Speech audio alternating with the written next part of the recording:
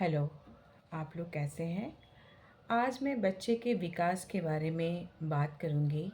इस पे कौन-कौन से फैक्टर्स हैं जिसकी वजह से बच्चे का जो मानसिक और शारीरिक विकास सही से हो, इसकी शुरुआत कब से करनी चाहिए? इसकी शुरुआत जब बच्चा माँ के गर्भ में आता है, उस समय से स्टार्ट करना चाहिए। इसमें सिर्फ़ माँ और पिता ही नहीं इम्पॉर्टेंट रोल होता है, इसमें पूरे परिवार का भी सहयोग ज़रूरी होता है। माता और पिता को क्या करना चाहिए? जब बच्चा गर्भ में आता है, उसी समय से उन्हें प्रसव पूर्व जो देखभाल है, वो करनी है। इसके लिए एंटीनेटल चेकअप करवाना है। कब-कब करवाना है? तो ये उसका शेड्यूल डॉक्टर हर महीने जाके कराना है। 8वाँ महीना होने पे 15 दिन पे कराना है और 9वाँ महीना होने पे हर सप्ताह कराना है। क्या-क्या जाँच करवानी है? तो माँ का वज़न देखना है कि वज़न पूरे गर्भ के दौरान 11 से 12 किलो बढ़ना चाहिए। उनका ब्लड का टेस्ट कराना चाहिए। ब्लड टेस्ट में क्या ज़रूरी है? माँ का ब्लड ग्रुपिंग भी ज़रूरी है। उसके अलावा हीमोग्लोबिन टेस्ट कराना है।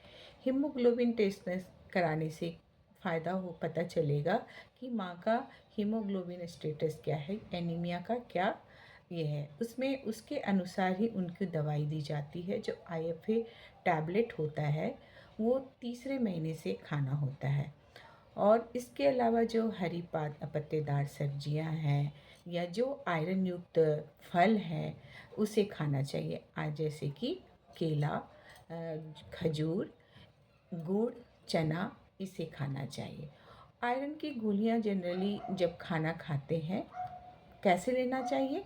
तो आयरन की गोली जो है, वो विटामिन सी के साथ लेने से उसका पाचन सही से होता है, एब्जॉर्प्शन सही से होता है। इसलिए नींबू के साथ, नींबू पानी के साथ आयरन की गोली खाना है।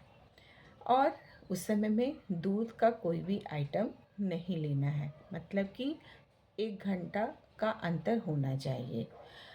आयरन और कैल्शियम दोनों लेना, क्योंकि बच्चे के हड्डी के ग्रोथ के लिए कैल्शियम ज़रूरी होती है और जो माँ से ही बच्चे को आयरन और कैल्शियम जो भी माइक्रोन्यूट्रिएंट्स होते हैं मिलता है। तो इससे बच्चे में भी एनीमिया होने के चांसेस कम होते हैं। तो इसीलिए पूरे गर्भ के दौरान आईएफए का टैबलेट, कैल्शियम टैबलेट, उसके अलावा उनका भोजन कैसा होना चाहिए? उनका भोजन एक प्लेट में चावल, दाल, सब्जी, दूध, अंडा होना चाहिए। यानी कि डाइट डाइवर्सिटी होना चाहिए, कि विविधता होनी चाहिए। क्यों होनी चाहिए? क्योंकि हमें सभी पोषक तत्व की आवश्यकता होती है। मतलब कि जो मैक्रोन्यूट्रिएंट्स है और माइक्रोन्यूट्रिएंट्स कुछ ज़्यादा अमाउंट में लेना होता है, जैसे कि कार्बोहाइड्रेट, प्रोटीन, फैट, और कम आइटम में जैसे कि कैल्शियम, आयरन, जिंक, ये सब की कम मात्रा में ज़रूरी होती है और ये हमें भोजन से मिलते हैं। तो इसीलिए हमें भोजन पे ध्यान देना चाहिए। इस समय माँ को एक्स्ट्रा भोजन देना है, 350 कैलोरी एक्स्ट्रा देना है। तो कितना देना है? तो ये कैसे हम पता करेंगे कि ये 350 कैलोरी एक्स्ट्रा दे रहे हैं? तो माँ का जो भी खाना खाती है, उसमें खाना को बढ़ा देना, और नहीं तो एक प्लेट खाना उनको एक्स्ट्रा देना। तो इस तरह से हम एक्स्ट्रा कैलोरी दे सकते हैं। इससे क्या, और समय-समय पे जांच कराने से जो हाई रिस्क प्रेगनेंसी है उसकी भी पता चलती है। अगर रिस्क में है तो तुरंत उसके अकॉर्डिंग डॉक्टर के पास जाना है और वो समय पे जो ज़रूरत होता है वो डॉक्टर उनको सलाह देगी। तो हम इसलिए हाई रिस्क प्रेगनेंसी को भी रोका जा सकता है एंटीनेटल चेकअप करा के। इम्यूनाइजेशन करना है। इम्यूनाइजेशन भी करना हो किस चीज़ का? तो टिटनस का। कि जब डिलीवरी हो उस समय बच्चे में टिटनस होने के चांसेस होते हैं। हम ब्लेड यूज करते हैं, थ्रेड यूज करते हैं, हाइजीन नहीं। तो इस सब से बचने के लिए हमें टिटनस का इंजेक्शन 2 इंजेक्शन लेना है लेना दिलवाना चाहिए माँ को।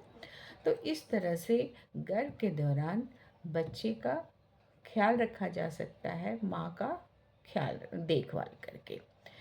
इसमें पूरे परिवार का समर्थन ज़रूरी है। फिर जब बच्चा जन्म लेता है, बच्चे का जन्म कहाँ करवाना चाहिए? बच्चे का जन्म किसी भी हॉस्पिटल में कराना चाहिए। इससे होता है कि हम स्वस्थ जो साफ जगह पे साफ चीज़ जो ब्लेड्स रहते हैं, ये होता है जो भी हम सामान यूज होता है ड्यूरिंग डिलीवरी, वो स्वच्छ वातावरण में बच्चे का जन्म होता है। बच्चे के जन्म के बाद तुरंत जो बच्चे को माँ स्तनपान कराना है, जल्द से जल्द स्तनपान कराना है। और जो स्तनपान कराना है उसके अलावा, दूध के अलावा कुछ भी माँ बच्चे को नहीं देना है। बच्चे के जन्म के बाद बच्चे का तो स्तनपान कराना ही है, माँ का भी स्वास्थ्य का ध्यान रखना है। यहाँ जो माँ को कैलोरी जो 350 दी जाती थी, यहाँ उससे और बढ़ा के देना है। तो इससे क्या होगा कि क्योंकि माँ भी अपना भी ख्याल रख रही है और दूध भी पिलाना है, तो उसको ज़्यादा कैलोरी की आवश्यकता होती है। माँ अगर ज़्यादा खाएगी तो बस दूध ज़्यादा होगा तो बच्चे को ज़्यादा न्यूट्रिशन पोषण मिलेगा। इसीलिए बच्चे के जन्म के बाद भी माँ और जच्चा और बच्चा दोनों का ख्याल रखना है। इसके लिए माँ को जो हेल्दी इन्वायरमेंट देना, मतलब कि टेंशन नहीं हो, क्योंकि इस समय बहुत माताओं को जो टेंशन होती है कि घर को भी देखना है, बच्चे को भी देखना है, तो उससे बचने के लिए माँ को हेल्दी इन्वायरमेंट देना है। इसके लिए घर परिवार के सारे लोगों को साथ देना है।